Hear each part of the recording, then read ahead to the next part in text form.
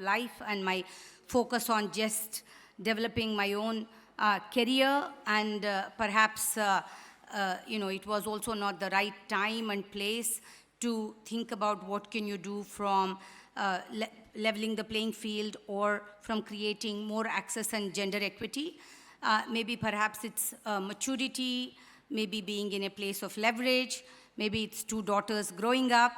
But whatever the many reasons, I feel very deeply, passionately about access to women and growing women in leadership roles. And in fact, it's not so much about affirmative as much as it is a deep-rooted notion and belief that for any country, but since we are here in Bangalore and India, for the world to realize its growth potential and for India to harness the economic aspirations, you can't have 1/2 of your population that is in working age not actively contributing. And there is, and in fact, data-wise, ironically, the more educated the women, at some point, they drop out of the workforce. And that's a dichotomy that has always puzzled me, and I've spent a lot of time trying to talk to women to understand what are the root causes, because data is just data, and until you really understand the problems, you can't purport any solution. But I think one point that's important is creating collaborative, supportive networks, and I was very fortunate to be a recipient of that, and I'll share that in a minute. But this morning, for those of you who might have been there with, in the session with Vidya Balan, which I enjoyed, she talked about her life experience, but in a nutshell, she said her belief, which somehow resonated with me: if you wish for something very, very deeply and work hard at it, eventually the universe conspires to perhaps pave the way for you. And I think that kind of resonated for me from, everything that has been the journey of my life. And I have always believed or experienced that the most important ceiling is the one in our own mind. And hence, the biggest support we can give anybody is to give them that belief, give them that hope, and give them that notion that it is possible, and that is the most important thing to unlock more than anything else. And,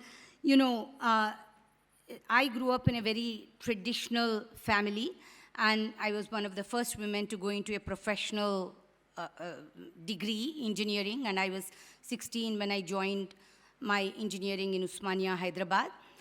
And well-meaning, some of it unconscious bias, but a lot of it out of deep love and care, because we hold back the people we love many times because we want an easy life for them. What that means is no challenges. Why don't you just have a easy-going life, right? So most of my family was against me pursuing this, and somewhere there was this deep sense of I'm going to live my life the way I want and not have any self-doubt or guilt about it.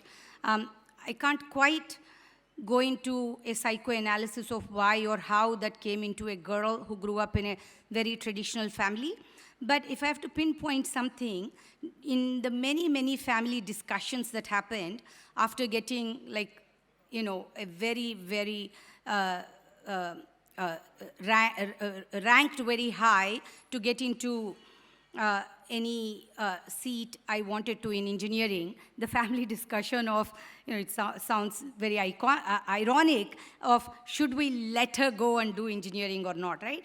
But my father, who was very traditional but also progressive, said, I want my daughter to be happy, and if this is what she wants to do, who am I to say no to her? And he kind of stood strong by me and encouraged. And I want to say this because for all of us, we need believers. And it's not just, in your career, it is in many aspects of your life that we need believers. And the believers, hopefully, are your family or others in your workforce and so forth. But everything I have done, there have been also many men who have said, yes, in terms of their belief with me, my first angel investor, my father, as I said, and certainly my husband, who was always secure about me going out and doing what I wanted to do. So there are many people that come together that we often don't think about or don't acknowledge, but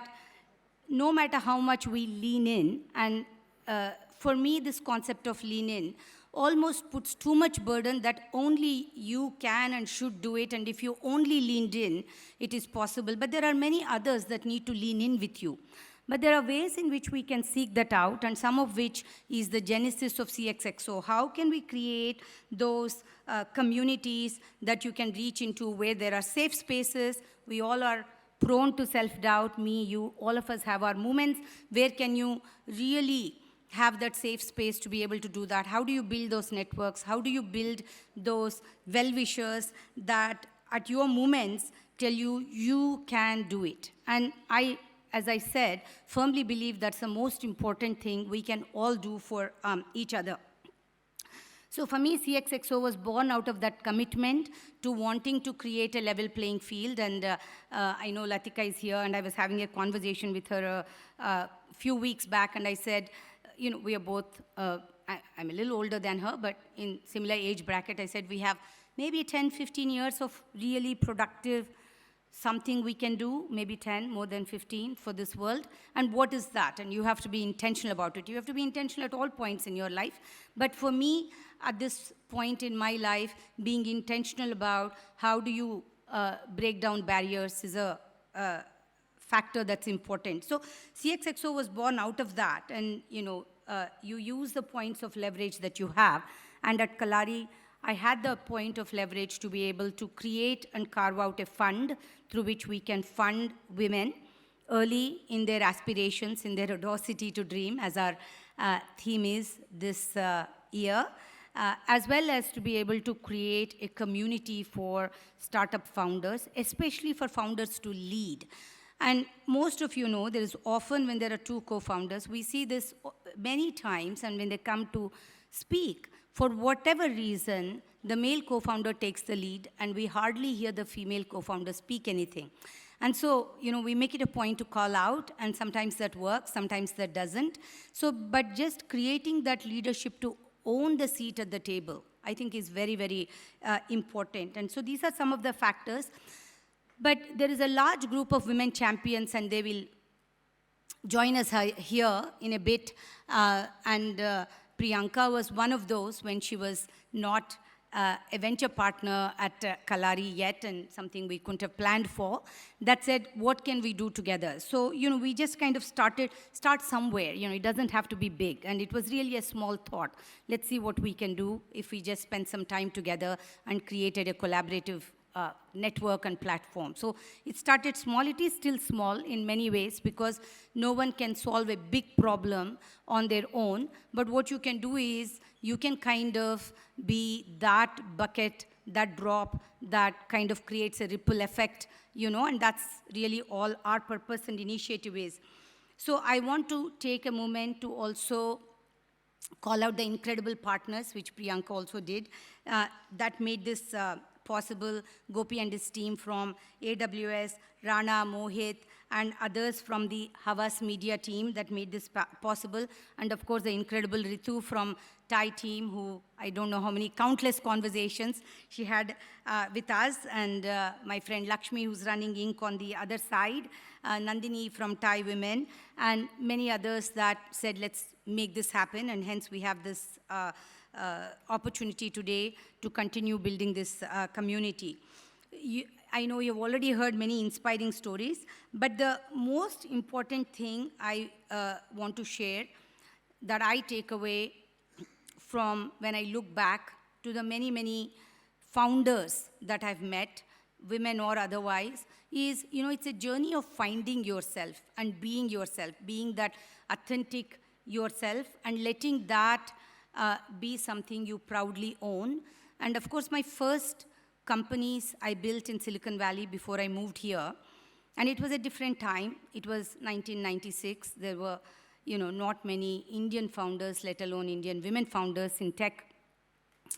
And, you know, almost all the time from board investors and the noise around was always about leadership language being kill the competition, be ruthless. In fact, somebody had gifted me a book that said, being a leader like Attila the Hun. And I was like, I don't want to be Attila the Hun, and I don't really want to kill anybody. Can I not be myself and be that leader that I want to be? And a quest for Kalari was also just to create a firm that doesn't feel like a wolf's den when founders go there, right? So it doesn't have to be that hard, at least from my point of view.